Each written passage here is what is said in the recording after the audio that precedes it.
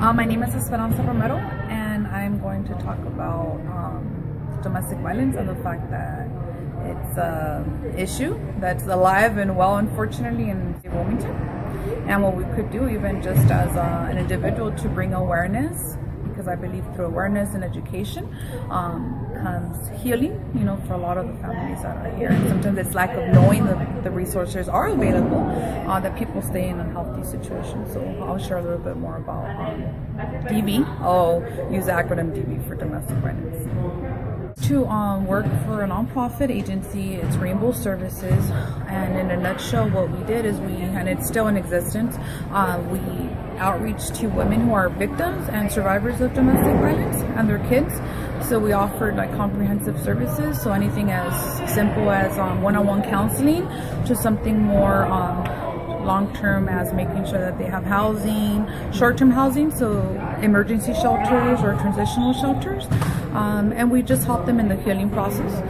Women were in different stages. Some of them were in emergency stages where they had to flee from their homes because they were in immediate danger, and then some of them were still in the relationship, but they were just building up the strength that's needed sometimes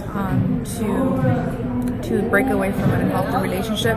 And that's one of the things I want to underline. A lot of times it's easy for us to judge and say, well, why doesn't she leave, or why doesn't he leave? Because I also want to say that there's men who are also victims of DV, but the majority of the victims are women, and it's a matter of understanding there's social factors, financial factors. Most of the women that we worked with were undocumented, so sometimes they come from other countries, mainly Mexico and Central America, where they think if I report my partner to the police, they're going to arrest me, I'm going to get deported, my kids are going to be taken away, like all these things that are fed to them that are in essence lies, but they don't know.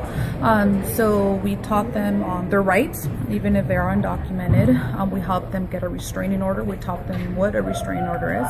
So I think it's also, as an outsider, important to understand that it's not about judging, but it's about understanding, because in essence it's a relationship, and there's dynamic and it's complex, because at some point in the midst of all that violence, there's love, and it sounds distorted, but I mean, they have kids, so it's not that easy. It's not black and white. There's a lot of gray, but ultimately we teach the women self-love, and the fact that they, even if they are with someone, either a husband or a partner, that they deserve to be respected and loved, and not hit. And love doesn't mean being hit or being undermined.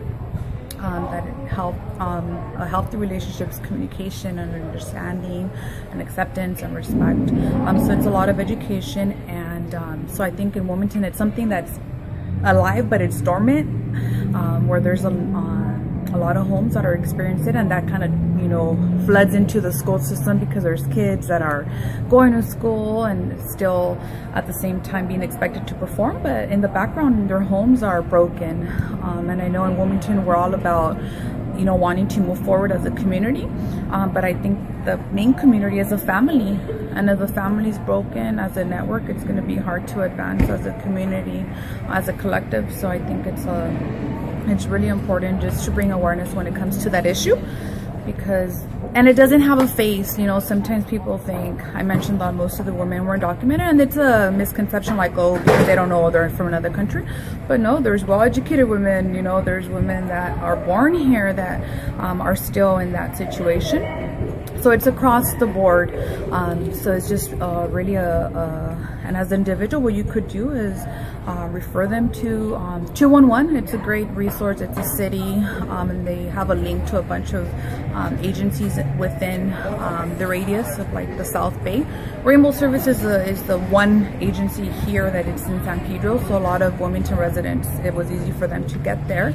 But there's a lot in Long Beach and South LA, Hawthorne, Inglewood, and surrounding areas, or even, of course, people sometimes fear calling law enforcement, and that could go either way. Sometimes law enforcement, instead of helping, LAPD, I'm sorry, Harbor Division, but the truth is that sometimes instead of helping, they would not be as helpful.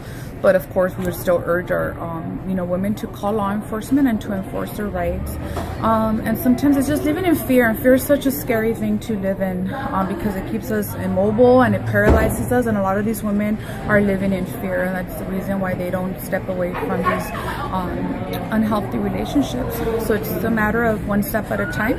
And it's a power of one, so if you know that these resources are there, you never know, you might come across someone who might need them.